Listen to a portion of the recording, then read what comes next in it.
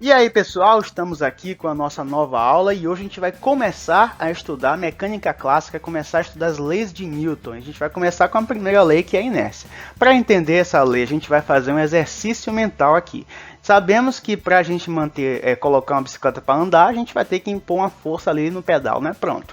Agora a gente sabe também que quando a gente para de pedalar, suponha que a gente está andando e parou de pedalar, a bicicleta não vai parar imediatamente, mas ela vai continuar andando, mas uma hora ela vai parar, né? Então, a gente sabe que a bicicleta não para sozinha. Algum motivo, né, ela teve para parar. Então, esse motivo que ela teve para parar, vamos chamar aqui de forças de resistência. Forças de resistência. Vamos ver, que forças são essas? Talvez alguém diga, pode ser que seja, por exemplo, o atrito ali da corrente com a roda, não sei, né? Suponha que tenha, talvez o terreno não seja dos melhores, tenha muita cratera, muita pedra, talvez alguém diga que até o vento está muito forte, né? Imagine tanta coisa que pode estar ali, então isso tudo aqui ajuda a bicicleta a não continuar andando. Vamos pensar aqui, são coisas que fazem a bicicleta deixar de se movimentar. Então, o que acontece se eu tirar uma delas, se eu tirar o atrito?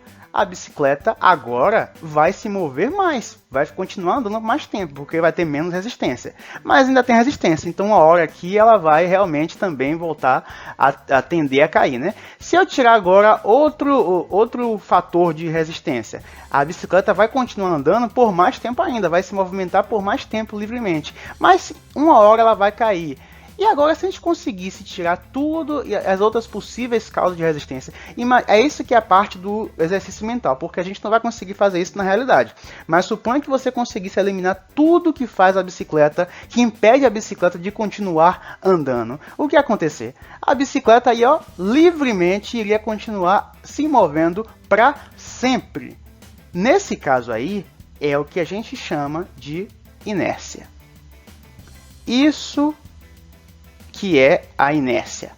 A inércia é, em outras palavras, a ausência de forças. Porque quando não tem força, os corpos ou estão assim como essa bicicletinha aí, se movendo em movimento retilíneo uniforme, como a gente já viu o que é, né? Ou então estão parados, em repouso. A bicicleta antes estava em inércia também. Quando a gente pegou a bicicleta, ela estava em repouso. A gente teve que colocar uma força no pedal para ela poder se mover. E depois, ela ia continuar se movendo para sempre se não houvesse as forças, como a gente viu aqui, de resistência. Então vamos ver agora de uma forma mais precisa, né, como é que a gente pode definir a primeira lei de Newton.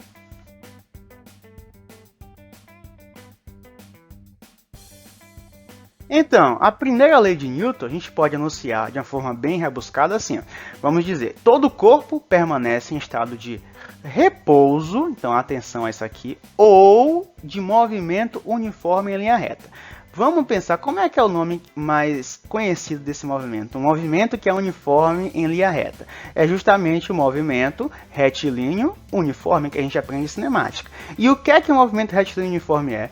Simplesmente é um movimento em que a velocidade é constante, não muda nunca. Se está 1 metro por segundo, vai ficar 1 metro por segundo ali. Então diz que quando está assim, é inércia. E quando está parado, também é inércia. A menos que seja obrigado a mudar pela ação de forças nele aplicadas. Então, se tiver uma força ali, ele vai sair daquela inércia. Ou vai mudar a velocidade, aí já não vai ser mais inércia. Ou então vai sair do repouso para movimento, também saiu da inércia. Resumindo, se não tem força, ele vai estar inércia. Agora, o ponto é que a força que a gente tem que entender é uma força resultante, né? Se não tiver, ou ele vai estar parado ou com a velocidade constante. Então vamos lembrar, inércia é o quê? Se não tem força resultante, ou ele está parado ou a velocidade é constante. Mas talvez pergunte, o que é a força resultante? Vamos ver.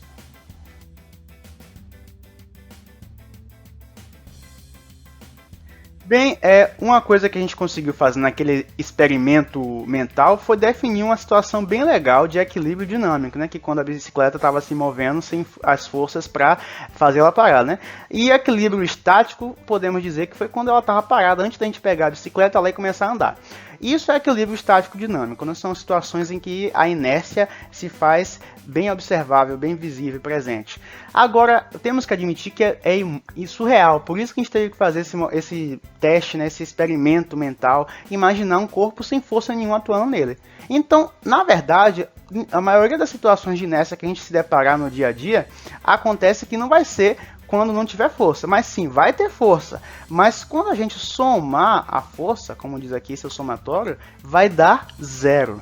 Então, se a gente somar as forças e der 0, isso significa que a resultante é nula.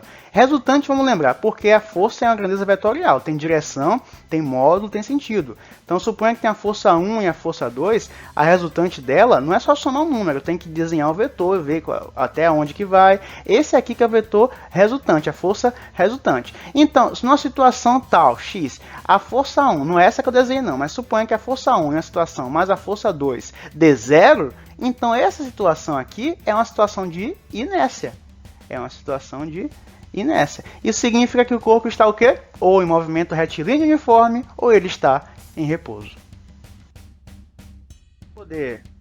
Para a gente poder ter uma ideia, vamos ver aqui a situação. Imagine, observe esse grande navio aqui, um cargueiro, que está sendo rebocado por dois navios pequenos. Esse aqui, ó, navio 1 e barcos pequenos, barco 1 e barco 2. Então estão puxando com a força, né? Então esse vetor aqui representa a força. Vamos colocar aqui força 1 e força 2, que os barcos pequenos estão aplicando no navio. Só que acontece que a correnteza está aplicando uma força 3, está vendo esse vetor cá no fundo?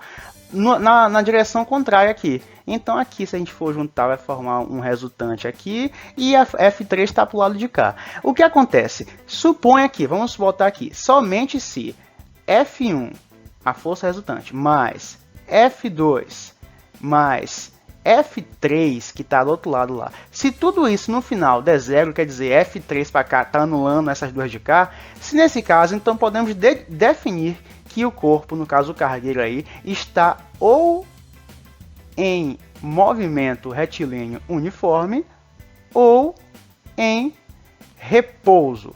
Obviamente, como ele está se movendo, a gente vai dizer que está no movimento retilíneo uniforme. Então é isso que é inércia, gente. Ou está em repouso ou está em movimento retilíneo uniforme pela ausência de força resultante.